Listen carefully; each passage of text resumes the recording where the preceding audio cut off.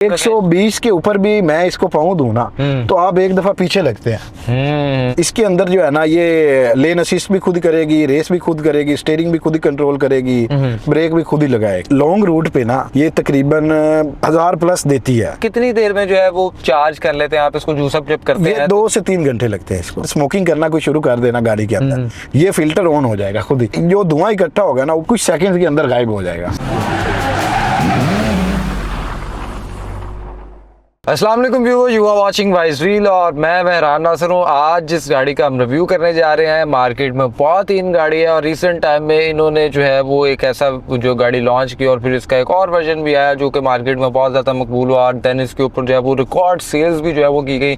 एक बहुत ही अच्छा ग्रुप पाकिस्तान के अंदर लेके आया, लेकिन बात फिर वहीं पे है कि ये गाड़ी का नाम अगर मैं बता दूंगा तो तैयब भाई क्या बताएंगे। तो तैयब भाई फर्स्ट ऑफ ऑल बहुत शुक्रिया आपके कीमती वक्त का कि आपने हमें जो है वो अपना एक ऑनर रिव्यू के लिए जो है वो हमारे साथ शिरकत की।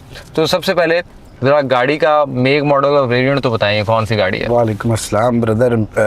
मॉडल है 2026। Okay, Jaecoo J7 PHEV super hybrid system के साथ। क्या डिसीजन था इसको खरीदने का? मार्केट में तो ऑब्वियसली बात है जब ये आया तो बहुत ज़्यादा जो है वो इसकी रिकॉर्ड सेल्स भी हुई, लोगों ने भी बड़ा पसंद किया, बट आपको किस चीज़ ने मोटिवेट किया कि यार ये खरीदनी चाहिए? ब्रदर बेसिकली हम लोग हैं पीछे से गांव से। ओके, तो वहाँ पे जो है ना वो पहले चलती थी जो टोयोटा की ग्रैंडीज वगैरह इस तरह की गाड़ियाँ होती थी ना, वो होता करोला। तो यहाँ जब हमने देखा ना, हम लोग SUV यूज़ करते थे पहले, तो इससे पहले मैंने टुक्सॉन रखी हुई थी वो यूज़ कर रहा था। तो मुझे हाइट वाली गाड़ी चाहिए थी। ओके, और बजट थोड़ा बढ़ा के कह लें कि पेट्रोल की भी बचत करनी थी। तो उसकी वजह से जो है ना फिर ये दिसंबर में जब लॉन्च हुई ना तो उस टाइम वीडियोस वगैरह देखनी शुरू की, तो कुछ टिकटॉक पे इसने पीक पकड़ी, कुछ इधर उधर से सोशल मीडिया पे पीक पकड़ी, तो तब जाके जो है ना ये डिसीजन बना कि इसको लेते हैं। तो फिर ये हमने जो है ना जनवरी में इसको बाय किया। और ये आपकी फर्स्ट PHEV है? यस। इससे पहले आपने प्लग इन हाइब्रिड का आपका एक्सपीरियंस? हाइब्रिड का भी रहा है और पेट्रोल का भी रहा है, मतलब कि इलेक्ट्रिक का नहीं रहा। अच्छा, आपने ये जो गाड़ी खरीदी थी तो ये वो जो इनकी लिमिटेड टाइम ऑफर चल रही थी उसमें खरीदी थी या आपने इसको 107 पे खरीदा? 107 पे खरीदा है मैंने। 107 पे खरीदा क्योंकि जब मैंने ये पहली दफा इसकी वीडियो देखी थी ना तब इसकी फैक्ट्री प्राइस थी 1 करोड़ 3 लाख या शायद 1 करोड़ 3 लाख 50,000 समथिंग थी। ठीक हो गया। तो 1-2 हफ्ते के बाद जब मैंने दोबारा देखा तो वो 1 करोड़ 5 लाख हो गई। वो ऐसे ही जब लास्ट टाइम जब मैंने बुकिंग के लिए, मतलब कि जब मैंने कहा कि मैं गाड़ी खरीदता हूँ तब 1 करोड़ 7 लाख 50,000 की होगी। सही होगा। तो मतलब आपने सोचा कि खरीद लो ये ना इससे भी ऊपर चले, इससे भी ऊपर चले। अगर इसके एक्सटीरियर को आप रेट करना चाहें तो आउट ऑफ 10 क्या करेंगे? आपको इसकी लुक्स में जो इसका एक्सटीरियर है, जो उसकी डिज़ाइनिंग है, लाइट्स की प्लेस बैंड, फिर पीछे, तो आप उसको कैसे रेट करेंगे? 10 आउट ऑफ 8.5 करूँगा। बाय 10 आउट 8.5 क्यों? मुझे इसके अंदर जो है ना एक चीज़ की जो फ्रंट लाइट है ना वो कोई जैसे शुरू में था कि बहुत अच्छी है, कुछ व्लॉग्स भी देखे थे उन्होंने बताया था अच्छी है, लेकिन लो लाइट पे जो है ना वो काम होने वाला है। लो लाइट जो है ना इसकी बहुत अच्छी नहीं है, हाई बीम जो है ना वो ज़्यादा अच्छी है। अच्छा, ठीक है। वो इसके अंदर वो ऑडी वाला सिस्टम भी है, वो हाई बीम असिस्ट।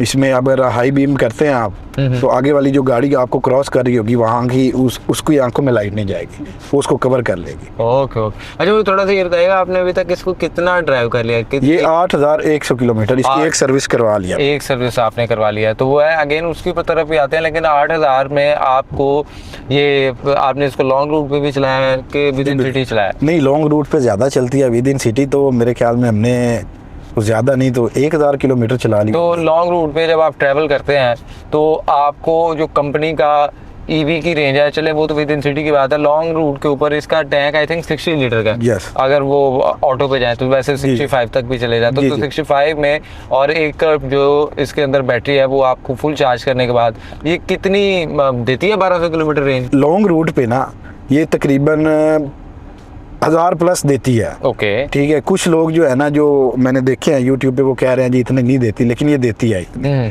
ठीक है। अब उसमें आ जाते हैं EV पे। EV पे मैंने इसको चलाया है शहर के अंदर, मैंने चेक किया है 90 किलोमीटर जो है ना वो फुल चार्ज होती है। अभी देखिए 83 रह गई है और मुझे घर से निकले हुए तकरीबन ऑलमोस्ट जो है ना वो लगातार ड्राइव करते हुए 10-15 मिनट तो हो ही गए हैं।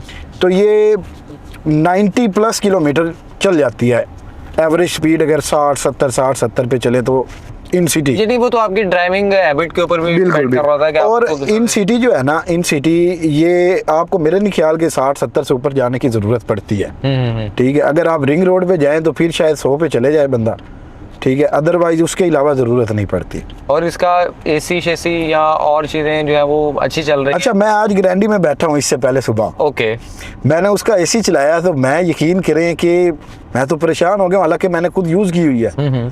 उसका एसी मैंने चलाया, मुझे तो पसीना आना शुरू हो गया। मैंने कहा यार ये क्या सीन है, मतलब वो भाई ने कहा बिल्कुल सही चल रहा है, उसके मुताबिक वो सही चल रहा था। लेकिन जब मैं इसका एसी चलाता हूँ तो इसकी थ्रो, तो इसका एसी बहुत अच्छा आदी हुए थे, बहुत तो अच्छा, आपको अच्छा लगा। बहुत अच्छा, मैं अच्छा। बात फिर वहीं पे आ जाते, तो ये आपको कितनी देर में जो है वो चार्ज कर लेते हैं आप इसको, जूस अप जब करते ये हैं? 2 से 3 घंटे लगते हैं इसको। 7 किलो। 7 किलो। अगर 2 किलोवाट से करेंगे तो 6-6.5 घंटे लग जाते हैं। आपने पहली सर्विस करवाई जी। तो आपको इसके ऊपर क्या रिस्पांस आया, या आपका कोई क्या पहली सर्विस कंपनी की तरफ से फ्री हुई या कोई चार्जेस देने पड़े या क्या हुआ? मैं आपको बता देता हूँ, इसमें ये था कि मेरे ख्याल में इसका मोबाइल डाला है 4.5 लीटर। ओके। वो नेक्स्ट जेन उन्होंने अपनी कोई जो है ना वो कंपनी लॉन्च किया है जैको वालों ने।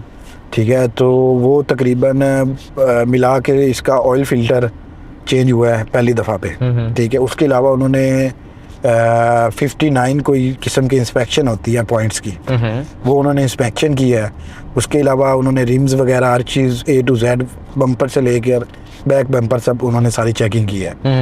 ठीक है, उसके बाद उन्होंने मुझे बिल बना के दिया है तकरीबन 15,500 रुपये का। 15,500। और इसमें जो है ना वो 10,000 रुपये का जो है ना वो ऑयल की प्राइस है। ओके। 2,000 या शायद 3550 रुपये का था ऑयल फिल्टर। ओके, तो मेरे ख्याल में ये ज़्यादा नहीं है। अच्छा, एक और चीज़ मुझे थोड़ी सी बताइएगा कि एक तो मुझे कैबिन के अंदर नॉइस नहीं फील हो रही, और दूसरा जब इसका ये ईवी से जाती है पेट्रोल के ऊपर शिफ्ट होती है तो क्या इसकी कोई फर्क महसूस होता है, या इंजन के स्टार्ट होने की आवाज़ अच्छा, कोई लैग? इस चीज़ में ना मैं ये कहूँगा, इसके इंजन की आवाज़ तो बाहर खड़े हुए भी नहीं आती। Okay. अंदर तो अंदर की बात है ना, आप बाहर वहाँ पे बोनट के पास खड़े हो जाए ना, आप ईवी से HEV पे जाए आवाज़ नहीं आएगी। ओके। ठीक है, आप बिल्कुल ऐसे हाथ रख के खड़े हो जाएं, वाइब्रेशन भी नहीं होगी इसके अंदर। ये इसकी खूबी है।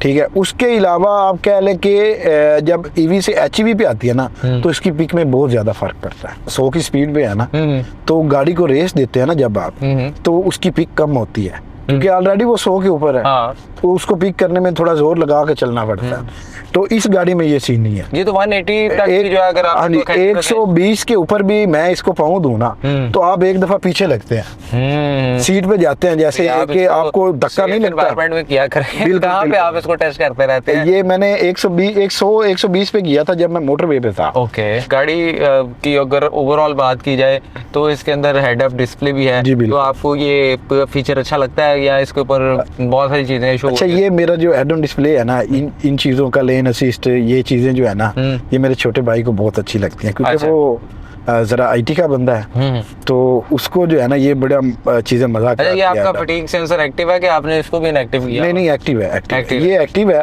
Okay. इसकी एक वैलिड रीजन है क्योंकि ये फीचर मुझे बहुत अच्छा लगा इसका, कि आप चलाते हुए ड्राइविंग आपका वो फेस देख रही होती है, और इसमें ये आपको ये है कि वो देख के बता देती है कि अगर आप सोने लगे हैं, आपको नींद आई हुई है, ये डिडक्ट कर लेती है, डिडक्ट करती है और आपको कहती है कि आप ज़रा रेस्ट करें।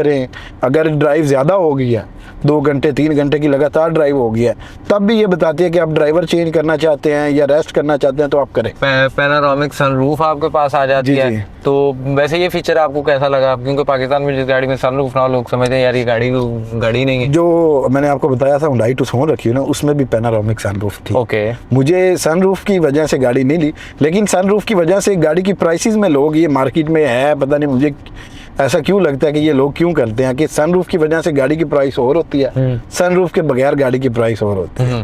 हालांकि सनरूफ की मैंने प्राइस चेक किया, आप किसी भी मैनुअल गाड़ी को जिसके अंदर सनरूफ नहीं है, वो ज़्यादा नहीं तो 1,00,000 80,000 के करीब जो है ना वो आप सनरूफ लगा सकते हैं। ओके, देन इसमें सर जी आ जाता है N95 कैबिन फिल्टर आ जाता है, जो बिल्कुल। केमिकल गैसेस को किल करता अच्छा, है। इसका ये फायदा है, ये मैंने इसको चेक भी किया है, ओके, ये काम भी करता है। लाइक मैं अभी अगर इसके अंदर स्मोकिंग करना कोई शुरू कर देना गाड़ी के अंदर, ये फिल्टर ऑन हो जाएगा खुद ही और इधर शो करेगा कि ऑन हो गया है, और उससे जो धुआं इकट्ठा होगा ना वो बिल्कुल ऐसा ना क्लियर करके एक कुछ सेकंड के अंदर गायब हो जाएगा सही हो गया। और स्मेल नहीं बनेगी उसकी। इसके अंदर जो है वो क्रूज कंट्रोल जो है उसका आपका एक्सपीरियंस कैसा रहा? इसके अंदर adaptive है? जी, इसके अंदर अडेप्टिव क्रूज कंट्रोल है, और इसके अंदर ये जो है ना ऑटो वाला इंटीग्रेटेड कोई मोड है, तो उसके अंदर ये सीन है, एक तो आप क्रूज कंट्रोल में गाड़ी चला रहे हैं, गाड़ी चल रही है तो ब्रेक भी खुद ही लगाएगी, रेस भी खुद ही देगी, स्टीयरिंग आपको पकड़ना पड़ेगा।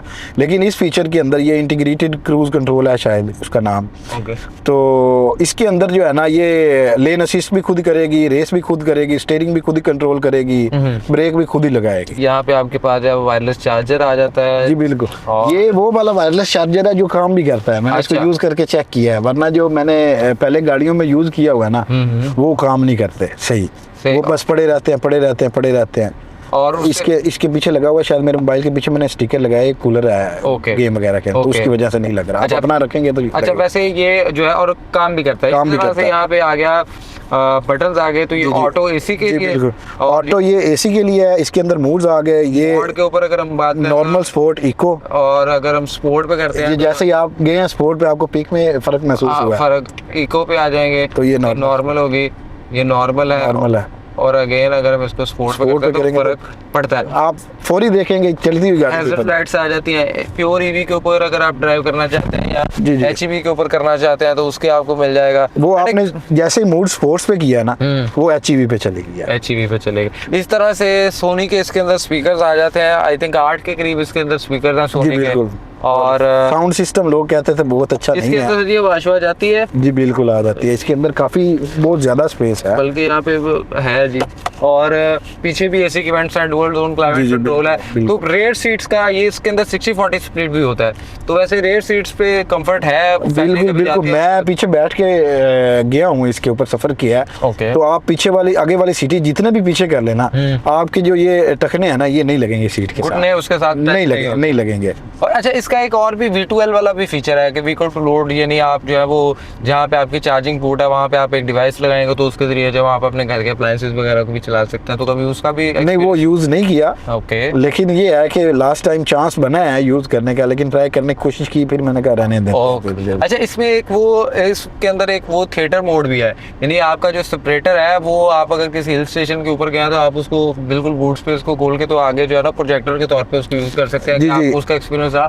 नहीं, वो मुझे असल में ना ये आपसे ही पता चला है, वो मुझे पता ही नहीं था किस चीज के लिए यूज करते हैं। ओके, लेकिन वो कुछ एक्स्ट्रा, हाँ जी। अच्छा, तो ये भाई कोई ऐसा फीचर जो आपको लगता है कि यार ये जो है ना मुझे बहुत ही आउटस्टैंडिंग लगा इस गाड़ी के अंदर, मुझे बड़ा मतलब लेवल की चीज लगी इसके अंदर? एक तो मुझे पसंद आई है हीटेड वेंटिलेटेड सीट्स। ओके, इसकी हीटेड वेंटिलेटेड सीट जो दूसरी गाड़ियां आती है ना उससे तेज और अच्छी है। ये अगर हम यहाँ पे जाएं तो ये इसके अंदर ये सीट वाला ऑप्शन है, इसके अंदर ये हीटेड का है, ये वेंटिलेशन का, तो आप इसको यूज करते हैं गर्मियों में वेंटिलेशन और ठीक है। अब ये आप बैठे हैं ना, आपको 1-2 मिनट के अंदर अंदर ना आपको फील होगा कि जो मेरी कमर है और बैक जो है ना वो बड़ी सुकून में आ गई, ठीक हो गया। ठीक है, एक तो ये मुझे बड़ा इसका फीचर लगा, और ये अच्छा काम करती हैं चीजें जो मैं आपको बता रहा हूँ, ठीक हो गया। एक इसके अंदर जो वो मैंने आपको बताया कि इंटीग्रेटेड क्रूज कंट्रोल जो है, कौन सा ऐसा फीचर है जो आपको लगता है कि यार ये इसमें होता तो जरा अच्छा होता?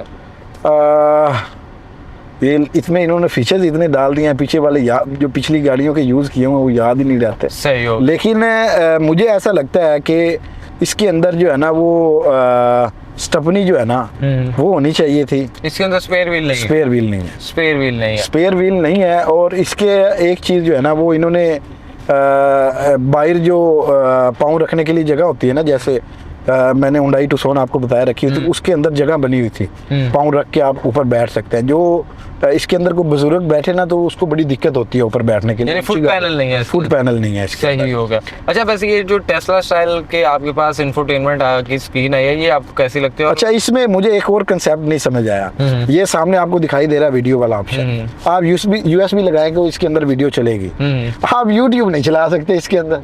अच्छा नहीं, यूट्यूब इसके अंदर वैसे एप्पल एंड्रॉइड कारप्ले तो है, लेकिन उसमें आप वीडियो नहीं यूज कर सकते, वीडियो नहीं चलेगी। ड्राइविंग असिस्टेंस है ना, तो उसके अंदर बहुत ज्यादा फीचर है, बहुत ज्यादा फीचर है, बहुत ज्यादा, over warning, intelligent avoidance, forward claim, reverse.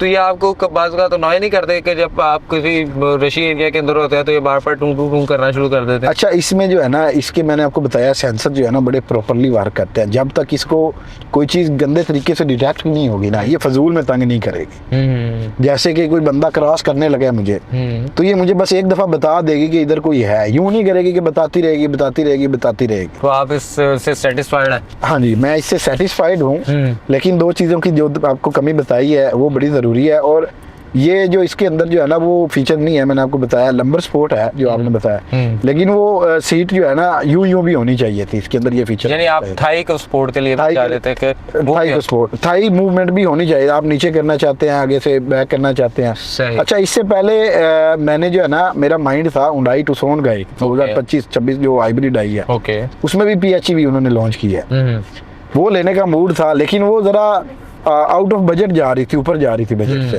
और ये मेरा नहीं ख्याल इस बजट में, इस रेंज में कोई अभी तक गाड़ी इसके पास भी पहुंचेगी। अच्छा तो ये भाई आपका वाइज व्हील का भी कोई कभी एक्सपीरियंस रहा है, या कोई आपने वाइज व्हील की भी कोई सर्विस यूज़ की? हाँ जी बिल्कुल, मैंने वाइज व्हील की सर्विसेज यूज़ की है। मैंने जो लास्ट गाड़ी सेल की थी वो भी वाइज व्हील पे की थी, जो मैंने ऐड लगाया था शायद 1-2 दिन के अंदर सेल आउट हो गई थी। उसके अलावा वाइज व्हील की इंस्पेक्शन भी मैंने करवाई हुई है, वो भी बड़ी अच्छी इंस्पेक्शन करके जाते हैं, ठीक है। उसके अलावा काफ़ी सारी चीज़ें हैं उसके अंदर, वेबसाइट के अंदर, वो मैंने यूज़ की हुई हैं। ओके, तो इसका मतलब आपकी मेरा एक्सपीरियंस बहुत अच्छा है। ले जी, तैयब भाई का भी बड़ा अच्छा एक्सपीरियंस है। तैयब भाई थैंक यू। एंड व्यूअर्स, आपको आज के ये जैको J7 plug in hybrid vehicle का रिव्यू आपको कैसा लगा, लाजमी अपने कमेंट सेक्शन के अंदर बताइए। हमें दीजिए इजाज़त, अल्लाह ने के बाद।